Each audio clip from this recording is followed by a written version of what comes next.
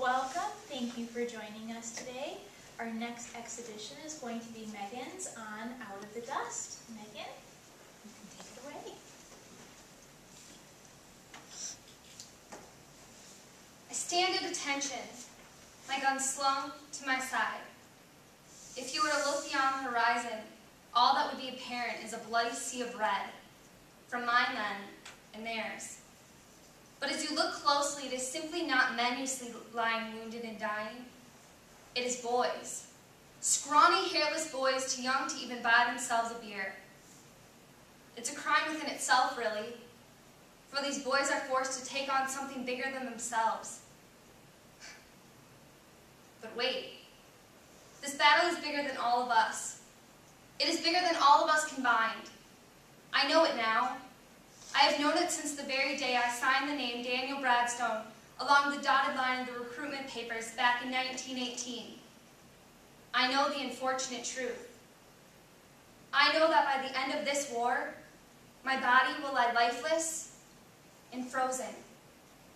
If not from being shot down by the enemy, then from pure insanity itself. I have yet to know of a soldier who can walk away from all of this we see and not be corrupted. How can one stay sane when they know? We all know that this war will be the death of us.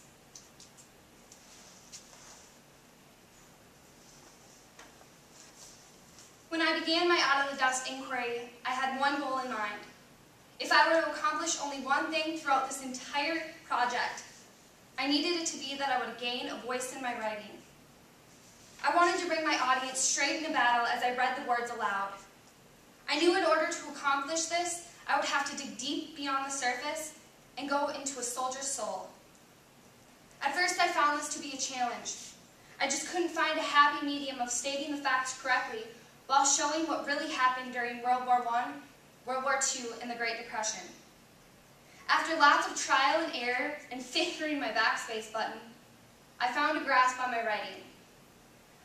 I realized that before you could even think about writing how anyone felt during any time, you had to bring yourself there. So for the next 6 weeks, I threw myself into history, and that's how my poetry was made. Through my research, I really depended on visually seeing what was taking place. I had a really hard time just reading from a webpage and fully understanding what was going on. With the help from my TGs, I was guided in a better path that got me more interested and excited to learn. When researching World War I, I read the book All Quiet on the Western Front. Reading the book helped me understand exactly how not only the soldiers felt, but their family and friends too. It was also interesting to be able to visualize how soldiers lived from day to day, especially the section of the book where it showed the recovery process for a wounded soldier, which I learned was often a brutal, unprofessional chop job. Once I had a generous amount of information and a good understanding of what happened during World War I went on to writing my poetry. After I was happy with my writing, it was time to move forward onto World War II. Within my entire inquiry process, I found World War II the most interesting to learn about. Now, I don't necessarily think this was because of the events that necessarily took place, but instead the angle that I decided to learn from. When working on my research, I had the opportunity to watch the entire documentary of the Band of Brothers series. The series taught me more than I could have ever imagined learning. It was exactly what I wanted. Not to mention, it struck this sense of motivation that I just wanted to keep learning more and more about what was happening. I truly could not think of a more powerful, effective way to learn. I was also fascinated at how huge of a role women took on the war. They were used in the ammunition factory, distributing soldiers with their much-needed supplies. I believe that women were logistically the ones who won the war for us back in 1945. Once I completed World War II, it was time to move forward onto what I found to be my most challenging topic, the Great Depression. I believe this was a little harder for me simply because of the energy level of the topic. Every article I would read or documentary I watched had this special power of draining all the energy from me. It's almost like watching it gave a virus off. I suppose the people of that time era may have felt the same way. In fact, many men were known to fall so deep into their depression that they would plop themselves down on a park bench early in the morning and sit there completely lifeless all throughout the day. The Great Depression sort of acts like a vortex in that way. There was so much sorrow and death during the time that even decades later it still makes you gloomy just learning from it. However, in the end, I took a lot out of my research and was able to create quotable poetry from it. All in all, turning to be a pretty successful inquiry. But don't be fooled. Writing poetry and researching is not all I did throughout my project. In fact, my idea of researching came after my original idea. It all started after reading the book Out of the Dust, hence the name of my inquiry. Now, I found Out of the Dust to be simply vastly different from the time of the war simply because of the fact that it was in such a different setting. However, the emotions felt between the two topics were very much similar. Both were filled with sorrow, death, hunger, and horrid weather conditions. I know, just what you want to hear at the very start of your day. But on a lighter note, while I read Out of the Dust, I learned how to identify the different types of figurative language. This surprisingly came in better handy than I ever thought possible. It was actually fun being able to look at the text closer than I was used to and dissecting the point the author was trying to get across. It was amazing to really see how much you're bound to miss just skimming the page. This task ended up giving me a much greater respect for authors that I hope to always carry with me. Towards the ending of my project, when it came time to start putting together a presentation, I was struck with the realization that I would have to find some way to display all the emotions that I came across into just a few words. I asked myself over and over, how are you going to get what you felt and make other people realize the same thing? And after many failed attempts, I came to the conclusion that the only way you can grasp what I felt is if you feel it for yourself. So for the next few minutes, I'm going to have you watch a clip of the Band of Brothers series. During the video, try and keep in mind the emotions that you felt played out. Enjoy.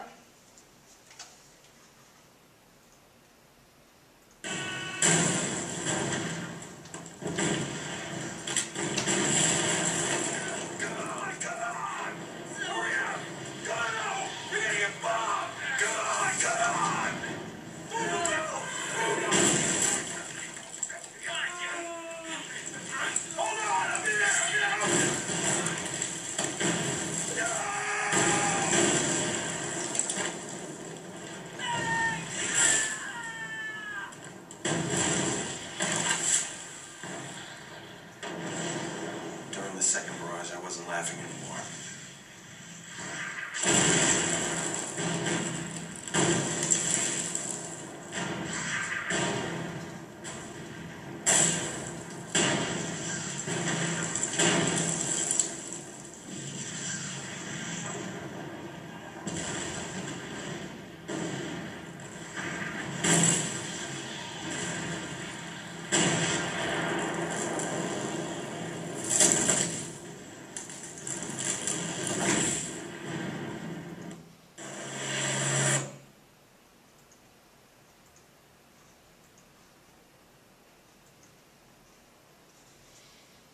Kind of leaves you a bit speechless, doesn't it? Now do you see why I didn't think I could put that into the right words? What about you? What emotions did you feel when watching that? For me, watching the Band of Brothers series was really moving. I can't even count how many times I started tearing up when a soldier was killed. I was also famous for shouting at the TV screen, telling the men to run faster. Or my favorite, turn around, he's right behind you! But anyway, you get the point. It's pretty easy to lose yourself in such a hefty topic like World War II. I think that's one of the reasons why I ended up loving this inquiry so much, because it never really felt like I was working. I was always completely engaged in what I was doing. I guess that's another great part of my project. No 2 days were exactly the same. One day I would be reading from one of my books, or watching the Band of Brothers series, along with writing some pretty epic poetry. However, we all know that with every great project comes some pretty frustrating challenges. And believe me, I had them. For one example, I'll have you take a look at my time logs. As you can see, I started off the project rather slow. I would work on it for a while here and there, but it was never really steady, solid work. In fact, from February 29th through March 22nd is a span where I took almost a complete month off. Then right around the time when I started reading All Quiet on the Western Front and watching the Band of Brothers series, my time logs started becoming longer, more in-depth, and much more frequent. So in the end, it all worked out. One thing I got out of this challenge was learning that you just really have to figure out how you work best, and then incorporating that into your inquiry. I created my Out of the Dust project with the intention of only putting 34 hours into it. However, in the end, I over doubled that, simply because of the fact I was fascinated with the topic. Now I'm going to share with you the very last poem that I wrote. It is told from my perspective of what a soldier felt when he was told the war was over. I hope you enjoy, and I thank each and every one of you for sharing this experience with me.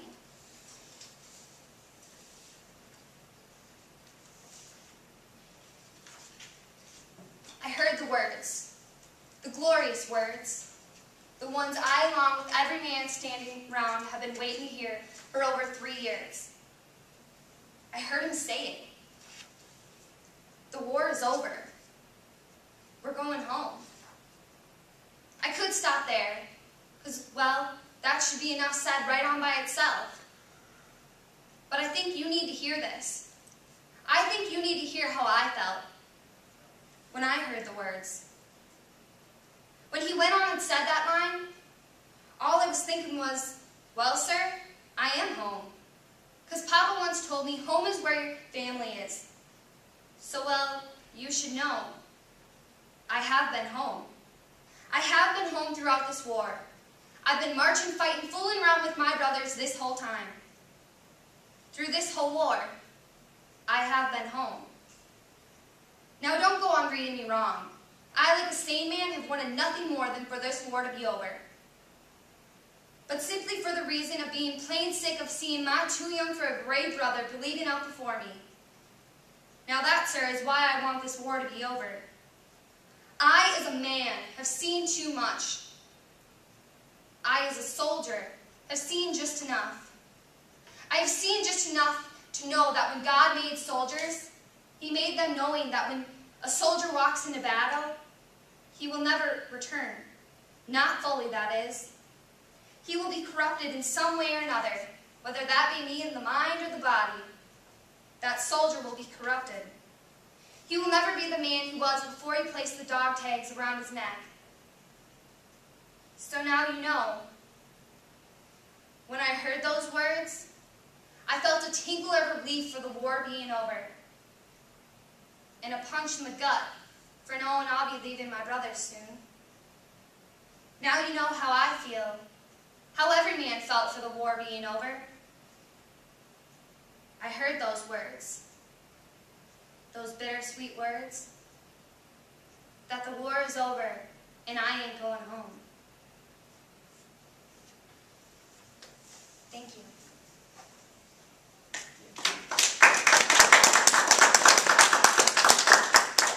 Any questions?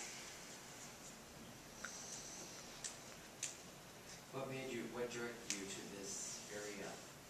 You know, that's kind of an interesting question because normally I'm not interested in history at all. But I needed the targets for it, that I wanted to take sort of a different approach on doing it, that I would still, like I like doing poetry and writing, so I thought maybe if I incorporate that into still learning, I would have fun with it. And I mean, even practicing the last couple weeks, there's been so many times where I started tearing up just like talking about it because I went from hating a topic to just, I'm sad it's over. I really found something that I'm passionate about, and it's really a great thing about this program is you learn stuff that you don't even know about yourself. Is there any particular books that you read that you felt captured the emotions?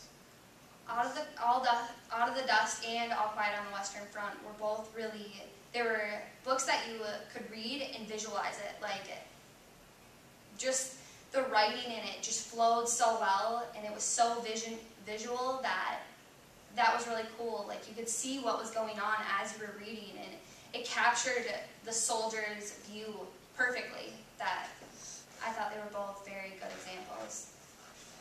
For those of us that may not be familiar with those two books, could you give us a brief, and I mean really brief, summary? Out of the Dust is during the Great Depression, and it's during the dust storms, and it's a little girl who is going through a lot, and she loses her mother, and just, she's very passionate about piano, and she's a really cool character, just because she's really different than other characters that you would read.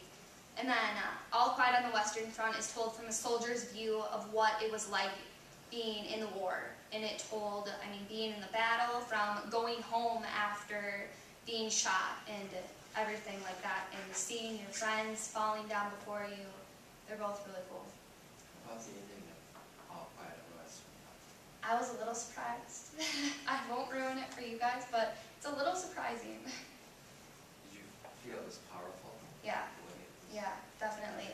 I think the author of that book should, hands down him, because just the way he grasps everything is incredible. You mentioned when you did some research in figurative language. Did you try to apply that at all when you were writing your own poetry? Yes, I actually have examples in this folder of the different figurative language that I found through the books, and some of the words are actually used in some of my poetry, some of the words that were in the different books that I read, and I just really like that it's different. Like it's words that you normally wouldn't find for explaining things, but it works. It captures everything. Anyone else? How does this poem that you've created compare with your other poetry? Because you obviously write other poetry. What was special about this? These were my two favorite that I wrote. My other poems are actually both there, and they're all pretty similar. They're all pretty deep. They're very visual, very descriptive, and that was kind of what I wanted. Like I said earlier, I wanted for my audience to be able to just feel like they were in battle as I was talking, and feel like they could see what was going on. So that was my main goal, that the reader was sort of taken back into the wars. You have written other poetry before on other topics, right? Not greatly. I was interested in reading poetry. This was the first time that I really got into writing poetry. I write I like to write just random things, but I don't really go into poetry that much. But this was really fun, and I didn't realize how good I actually was at it until I was done, and I'm like, wow, I did that. So that was really cool.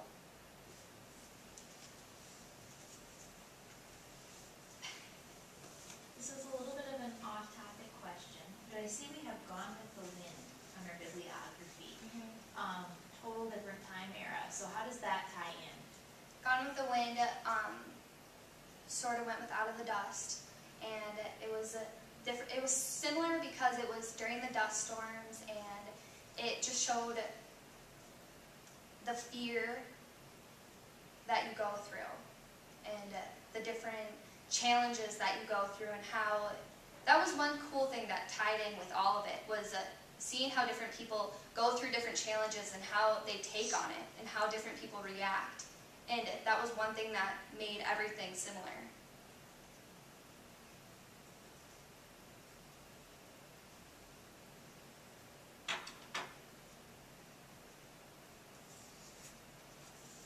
Knowing that I'm going to have to sit down and evaluate this with you shortly,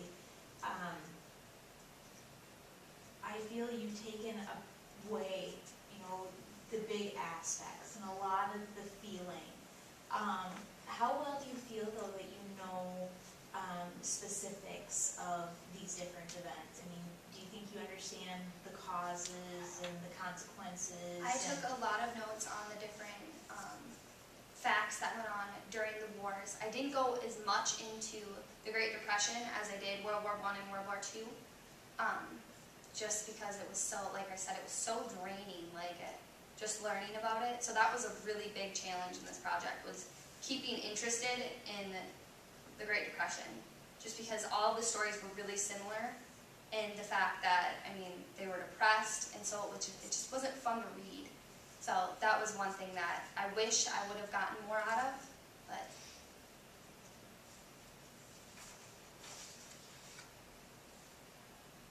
Do you have any other questions? well, thank you for coming. I would just have one. Would you do anything differently in this project than what you actually ended up doing? I would probably spend more time on researching facts. I spent a lot of time on feeling. That I would incorporate more of that into my poetry. That's one thing I think I would change.